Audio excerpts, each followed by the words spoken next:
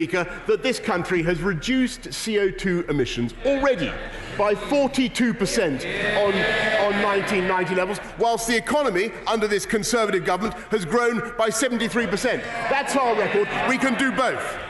Prime Minister Jeremy Corbyn has voted against every proposal to take action on climate change until he became Prime Minister. I hope for the sake of our future he changes his mind before COP26 meets in Glasgow. And speaking of failing to take a global lead on climate change, the US Secretary of State is visiting later today.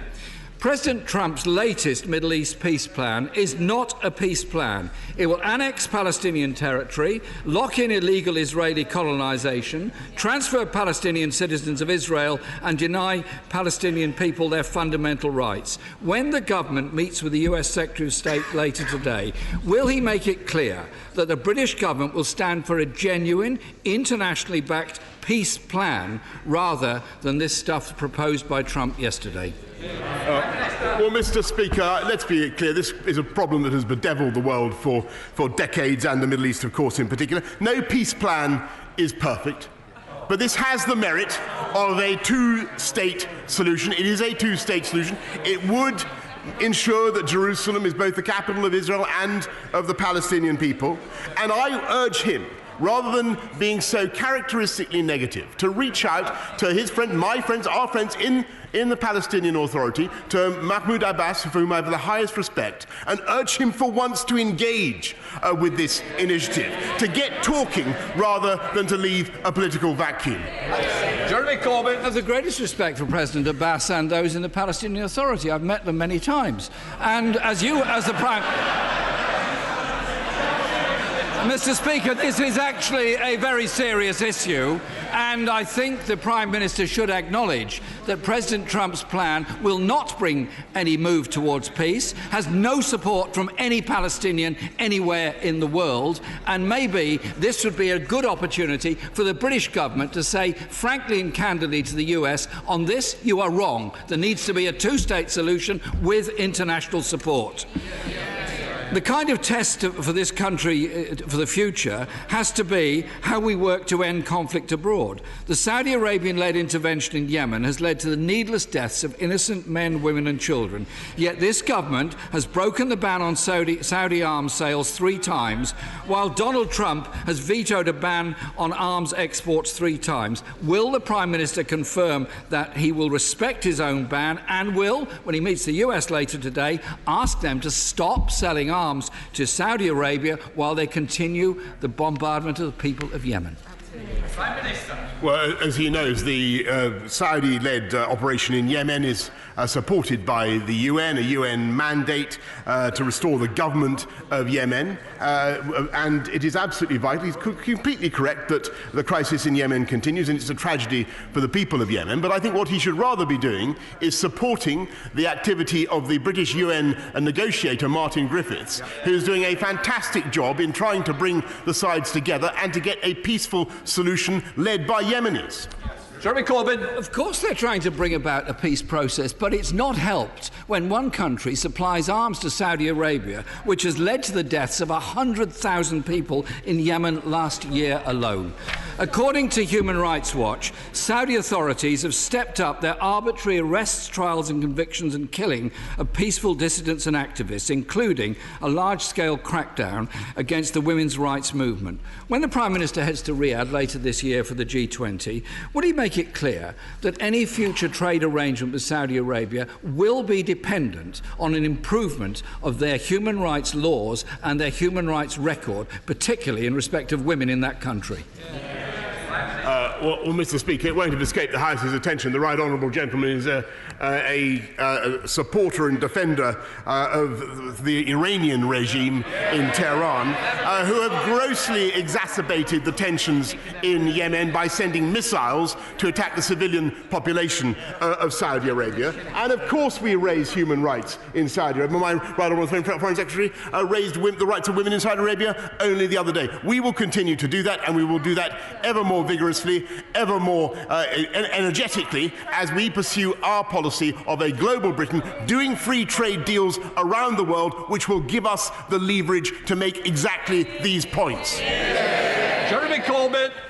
Mr. Speaker, I condemn human rights abuses in every country in the world, including Iran, Russia and anywhere else where they are committed. My question was,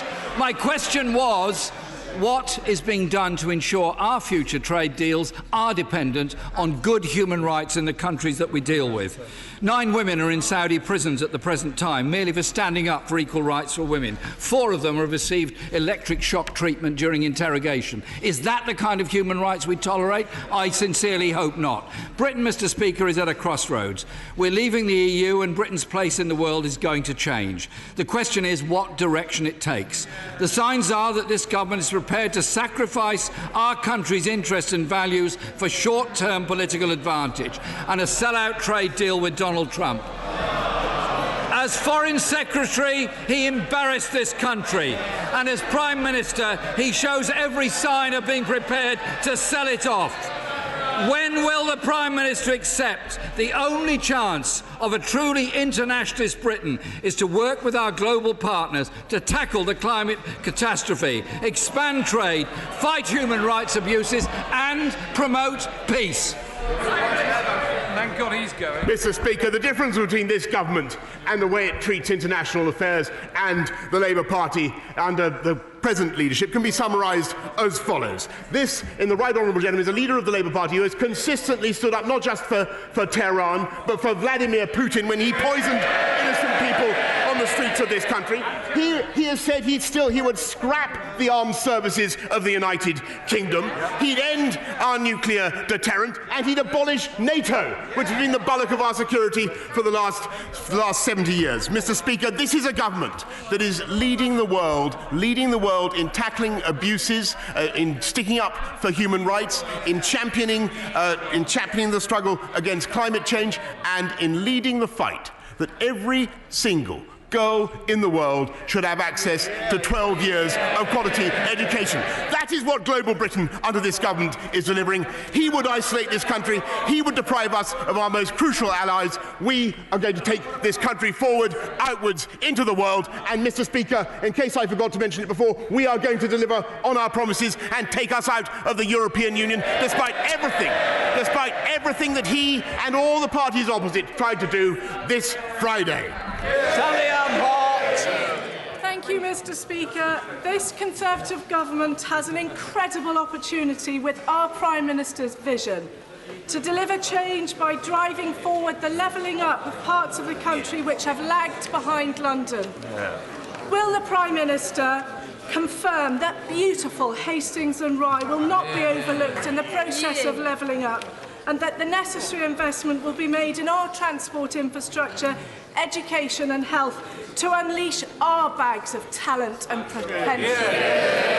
Yes, Mr. Speaker, I can confirm that the infrastructure revolution will, of course, penetrate all the way to Hastings and Rye and across the whole country, and in it there will be an additional £100 million for the redevelopment of the Conquest Hospital and Eastbourne District Hospital, which I know will be of benefit to her constituents. Blackfoot. Thank you, Mr. Speaker. Scotland, of course, has been dragged out of the European Union against our will. We hope our European friends will leave a light on for Scotland. Mr. Speaker, during the EU referendum, the Chancellor for the Duchy of Lancaster said that when it comes to immigration, it would be for the people of Scotland to decide. Right.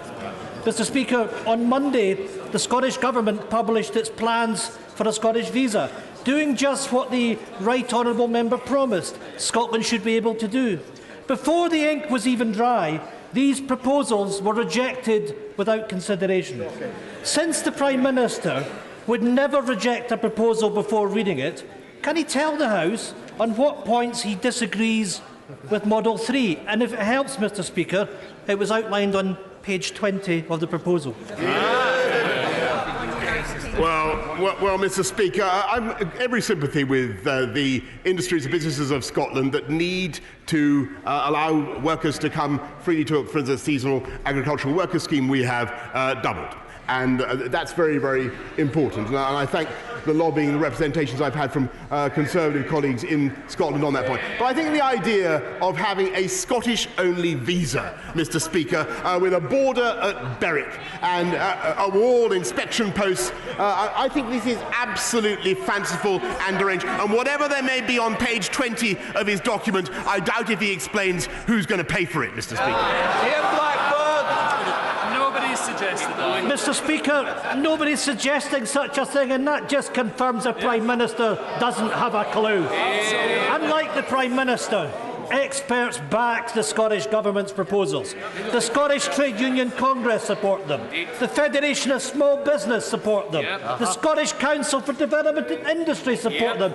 Even the MAC report, commissioned by his own government, has highlighted additional migration routes as a means of increasing population growth. The Scottish Government's proposals will boost Scotland's population, grow our economy and protect public services. The UK Government's policies threaten to plunge our working-age population into decline. Mr. Speaker, we were told we would have the most powerful devolved parliament in the world. We were told we would be an equal partner in the family of nations. Will the Prime Minister now read the Scottish Government proposal, listen to the evidence and deliver a tailored migration policy for Scotland? Mr. Speaker, we will have exactly such a thing. We'll have a points-based system that will deliver the immigration that this whole country needs. May I say to him, Mr. Speaker, the way to boost the population of Scotland is not to have a Scottish government that taxes the population of Scotland to oblivion, that fails to deliver results at their schools. Mr. Speaker, it may interest you to know that the SNP have not had a debate in their parliament on education for 2 years. What are they debating today? Whether or not to fly the EU flag. They should get on with the day job, Mr. Speaker.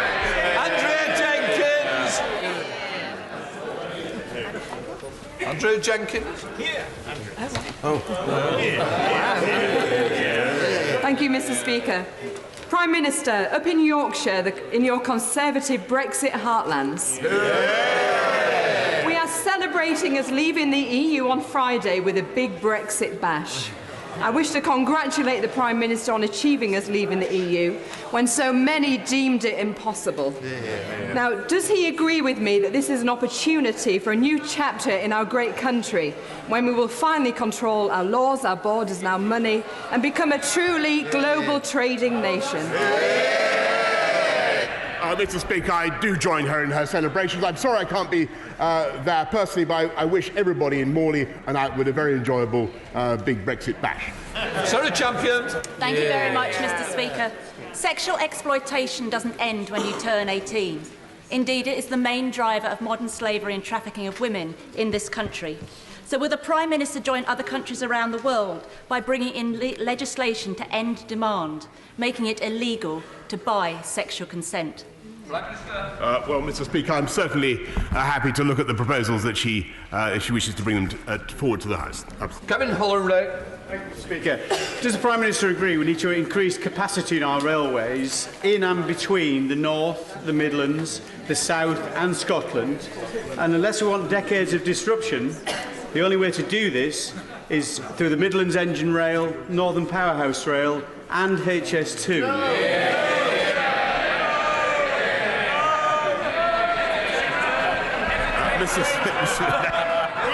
Mr. Speaker, I can tell my honourable friend that we are not only building the Northern Powerhouse Rail and investing in the Midlands Rail Hub, but as he knows, we are looking into whether and how to proceed with HS2, and the House can expect an announcement very shortly. Angela Crawley. Thank you, Mr. Speaker. Now, this Prime Minister has shown no respect for Scotland. In fact, so will he listen to the Scottish food and drink sector, who currently employ 40,000 EU nationals?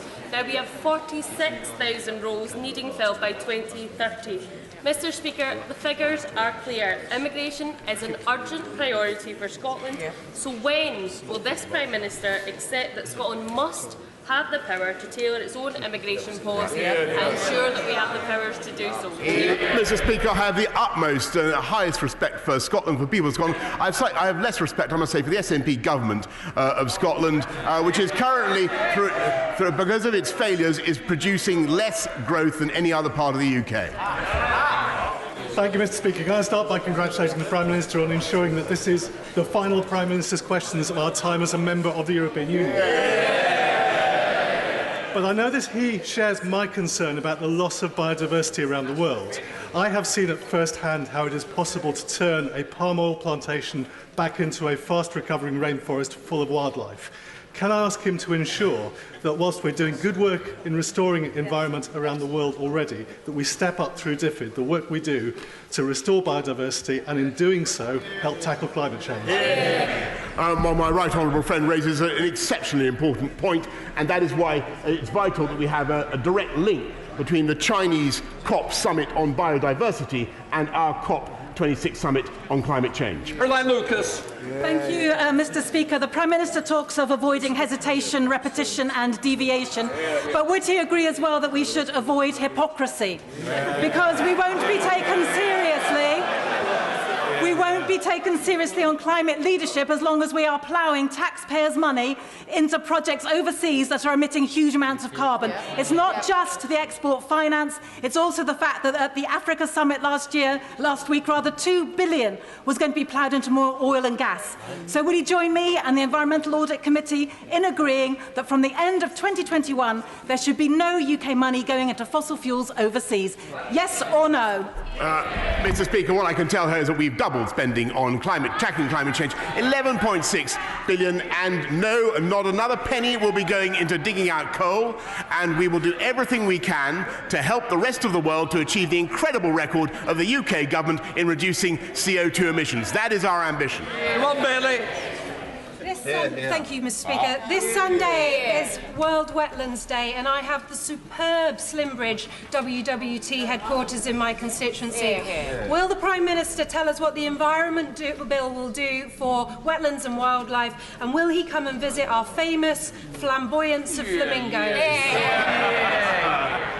Mr. Speaker, I look forward to seeing her famous flamboyant flamingos at the earliest opportunity, but I can tell her that our environment plan does place biodiversity frameworks on a statutory footing. Whether or not that includes flamingos, Mr. Speaker, I don't know, but we are putting...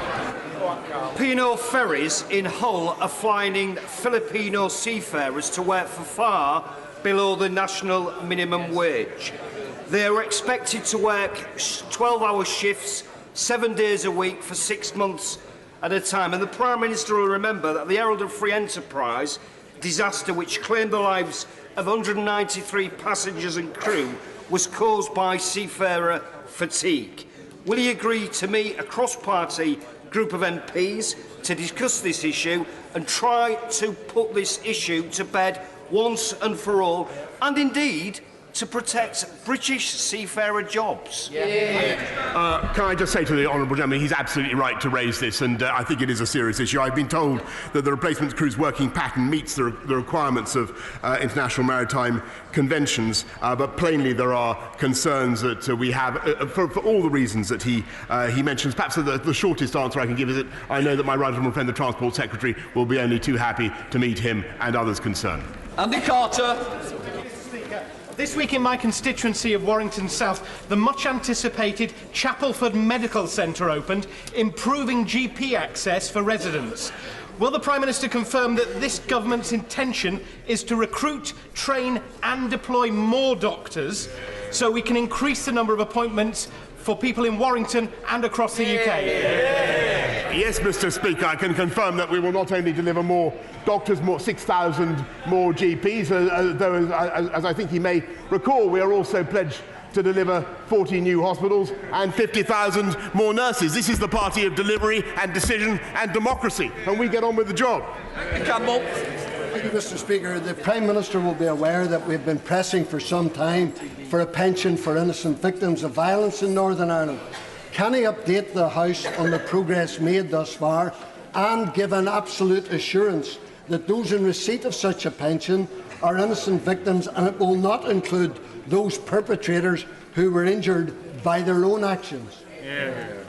Prime Minister. Mr. Speaker, obviously we have every sympathy for innocent victims of violence in Northern Ireland, and we've been consistently clear that the principle that those who have sustained injuries must have happened through no fault of their own. That principle will be sustained throughout the negotiations.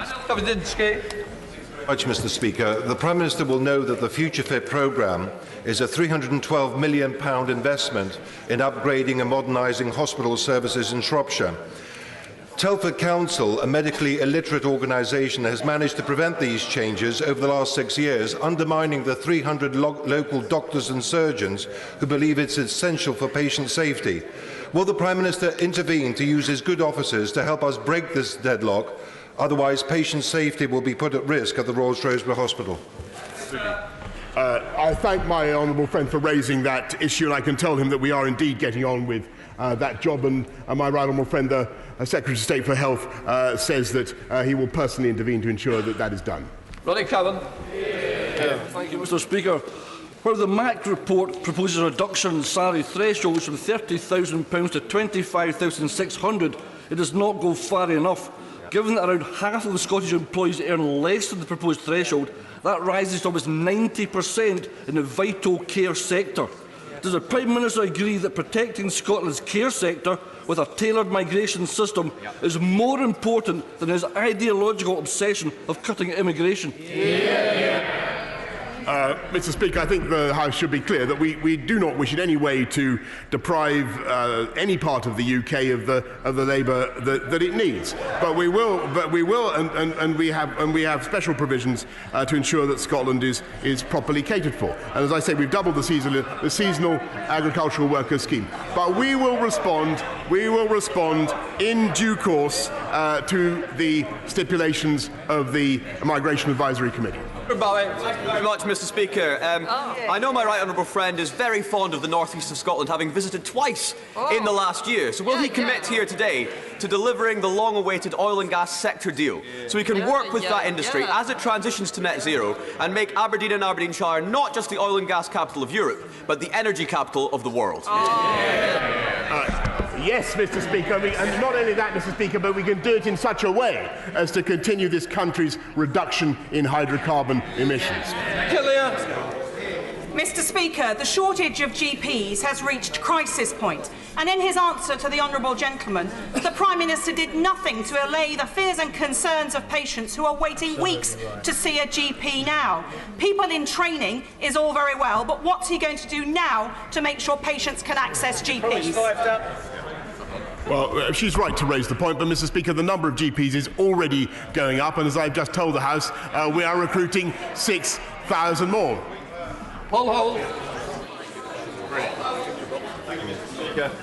Yesterday's announcement of the Nexus contract being placed with the Swiss company Stadler instead of Hitachi Rail, who are based in my Sedgefield constituency, is, in my opinion, inappropriate and takes no account of the socio-economic benefit to those of UK-based business. I hope to see a positive decision on HS2 with its potential to reconnect the North with London, and would ask the Prime Minister to ensure that UK-based businesses like Hitachi see that investment in the UK properly recognised in the procurement process. Yes. Well, Mr. Speaker, my honourable friend has personally raised the issue with me before, and I'm sure that his constituents will congratulate him on sticking up for their interests in the way that he does, and I can tell him that there will be a decision on HS2 very shortly if he can just contain his impatience a little bit longer. Thompson. Mr. Speaker, yesterday the EU published the Erasmus Plus programme annual report. It showed Edinburgh University as the top UK institution for sending students on the scheme. Incoming higher education EU staff stood at 4,970 across the UK. Educational benefits are clearly endless. Will the Prime Minister now prioritise talks on the UK's continued participation so we don't face any delay in joining the next cycle from 2021? Mr. Speaker, nothing in withdrawal from the EU stops UK students from being able to pursue their hopes, their dreams around the whole of the European Union, and we will ensure that that is the case. Alicia Chibbucken. Mr. Speaker, This week sees the start of the second phase of the Grenfell inquiry. Will my right honourable friend agree with me that our thoughts are with those affected, and what we seek from the inquiry is the truth, the whole truth, and nothing but the truth as to what happened? Yes, Mr. Speaker, I think most people would agree that Sir Martin Morbick was pretty unflinching in the first section of his report, and I have no doubt that he'll be equally unsparing in the next. Mike Ainsbury. Thank you, Mr. Speaker. Prime Minister, is the BBC a mortal enemy of the Conservative Party or a cherished British institution that will be funded by the licence fee? Well, Mr. Speaker, I can certainly say that it's a cherished British institution and not a mortal enemy of the Conservative Party. Elliot Coburn. Thank you, Mr. Speaker. Epsom and St Helier NHS Trust is receiving £500 million thanks to this Conservative government. Will he agree with me that this is excellent news for Carshalton and Wallington patients, and encourage constituents to get involved with the consultation on where the new hospital should go? And I congratulate my honourable friend for speaking up for Carshalton and Wallington, and also drawing attention to investment in the NHS, which is increasing under this government, and for which we have now legislated, not just this year, not just next year, but for every year of this Parliament. Mohammed Johnson. Thank you, Mr. Speaker. I visited Grange Academy Special School in Kempston last week. The recent SIF bid to make desperately needed school improvements was turned down by the government. Will the Prime Minister urgently review the funding formula for both capital and revenue so St schools aren't disadvantaged simply because they have fewer pupils? Mr. Speaker, the Honourable makes an important point, but we are increasing funding for SEND schools by £780 million and ensuring that there are more SEND schools, but I'd be happy to look at the particular case that he raises. Derek Thomas. Thank you, Mr. Speaker. Half of the adult population in Cornwall and 40% of children have not seen an NHS dentist in the last year. Will my friend, the Prime Minister, who is a friend of Penzance and Cornwall, meet with me to see how we can resolve this inequality? I'm very happy to meet my honourable friend any time. Thank you, Mr. Speaker. Is the Prime Minister aware that the international strand of Glasgow's fantastic Celtic Connections Festival has been scaled back by almost 20% this year because of what the director Donald Shaw describes as the hassle and stress of sourcing visas for overseas artists? What is the Prime Minister's message to artists that want to come here and share their talents but are put off by an overcomplicated, extortionate application process that signals they're not welcome? Mr. Speaker, as he knows, that this government has already instituted new measures to ensure that people of talent who can contribute to this economy can come without let or hindrance. And I'm surprised that the director of the festival that he refers to is encountering any difficulties. If he really has a problem, then may I direct him to my right honourable friend, the Home Secretary. Dr. Kieran Mullen. Given the Prime Minister's proven track record in overcoming prevarication, procrastination, dither and delay, will he repeat that success and do as my other honourable friends have asked and get HS2 done? No. To secure jobs across the country and in Crewe and Nantwich? Mr. Speaker, I just want to reassure all my honourable friends and everybody of whatever persuasion they may be about HS2 across this chamber that there will be an announcement and a decision very shortly. I hope the Prime Minister has the humility to recognise that not everybody will be celebrating on Friday night. We've been promised that leaving the EU will bring power closer to the people, give us a greater say in our communities. Instead, there are many people who feel that they have so far been ignored and disempowered. Will he demonstrate his willingness to listen to all voices by meeting Plaid Cymru leader Adam Price and myself to discuss how Wales will win the tools to forge a better future? Well, Mr. Speaker, I certainly share her general sentiment that it's time for the whole country to come together. I think that Wales voted to leave the EU from memory, and I think it's time that we regarded this as a beginning. This is curtain up on a fantastic future for our country, and that is the frame of mind, may I respectfully suggest to the Right Honourable Lady and others, in which they should approach it. Order. I have a short statement to make. As Speaker of the House, This is a short statement by me. As Speaker of the House, I am committed to transparency, but I am mindful that the frank advice must be protected confidentially. To balance these principles, I have written to the Clerk of the House to establish a new procedure modelled on power of accounting officers to seek ministerial direction. The procedure will apply if I take a decision as Speaker which the Clerk of the House considers compromises a substantial breach of the standing orders or a departure from long-established conventions without appropriate authorisation by the House itself. In such a case, the Clerk of the House will be empowered to place a statement of his views in the library, and I will always make the House aware that this has been done. I am placing a copy of my letter in the Clerk of the House in the library, the letter from the Clerk of the House into the library.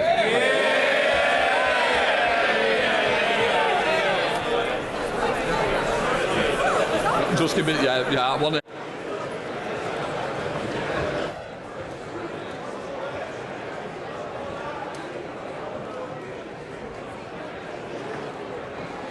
I want to now take some points of order. Catherine McKinnell.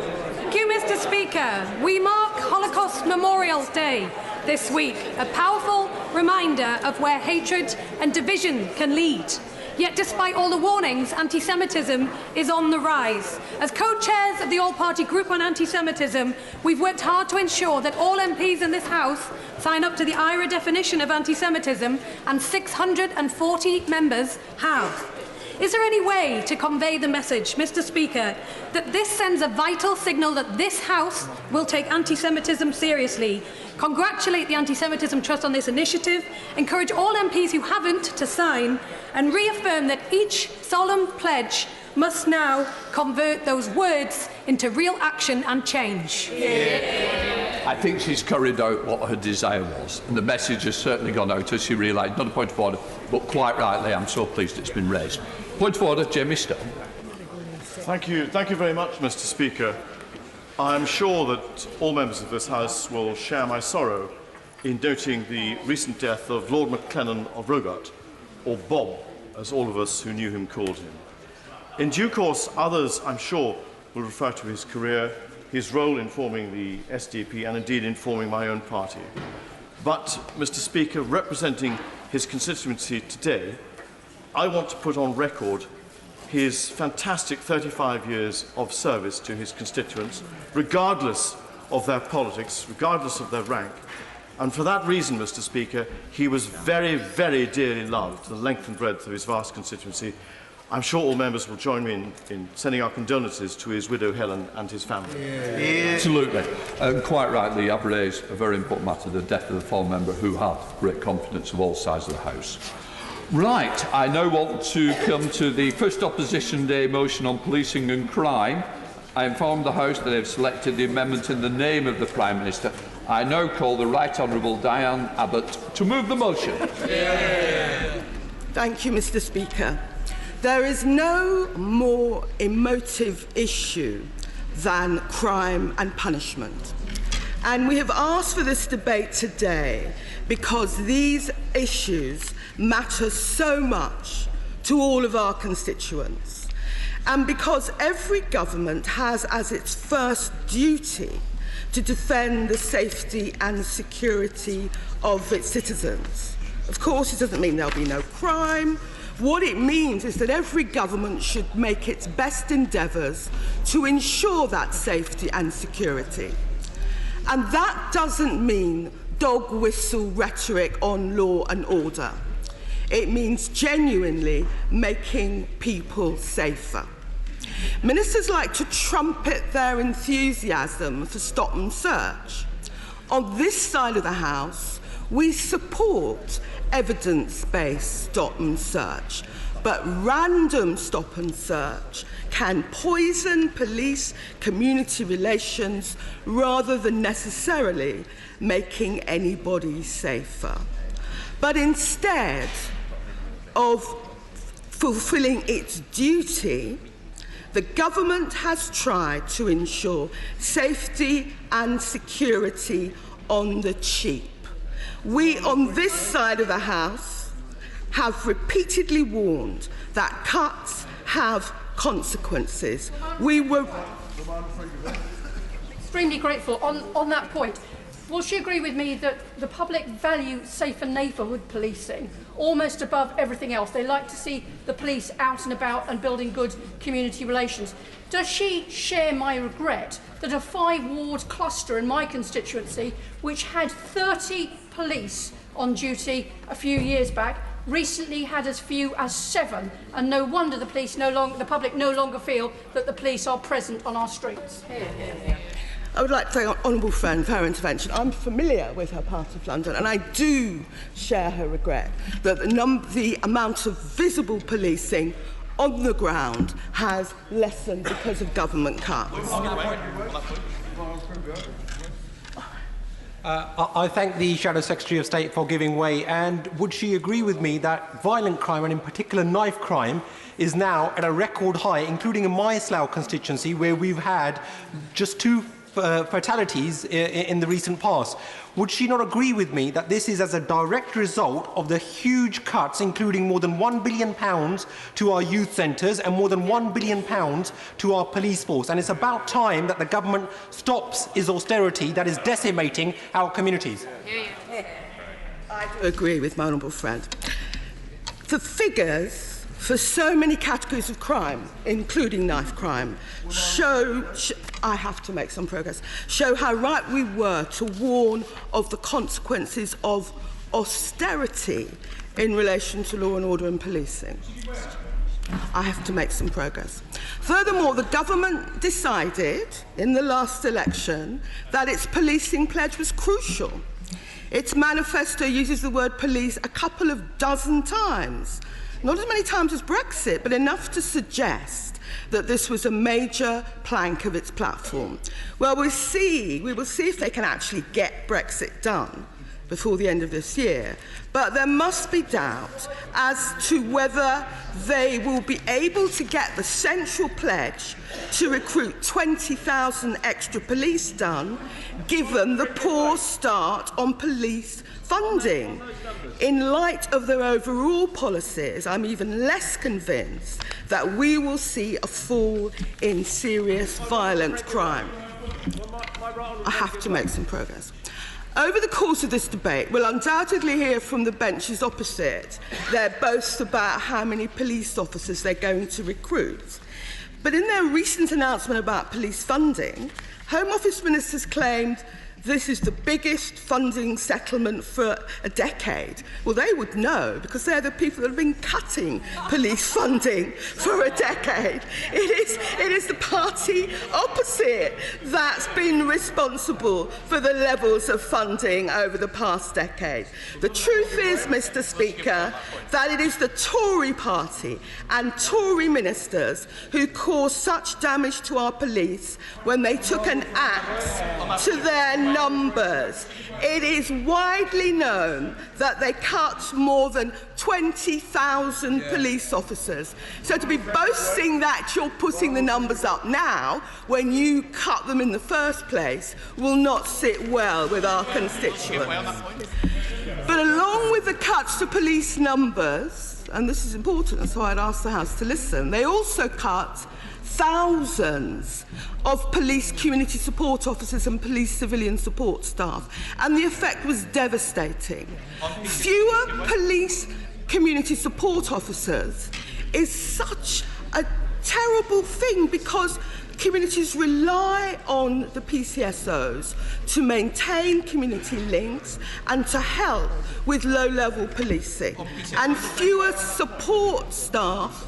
I thank my honourable friend for giving way. And would she agree that there's a stark contrast here with the policy of the Welsh Labour government in the Senedd, who have actually kept and funded PCSOs in Wales, which made a huge difference in my community, despite the cuts we've seen, and our Welsh Labour police commissioners in Gwent and South Wales, who have made such a difference on an evidence-based policing policy?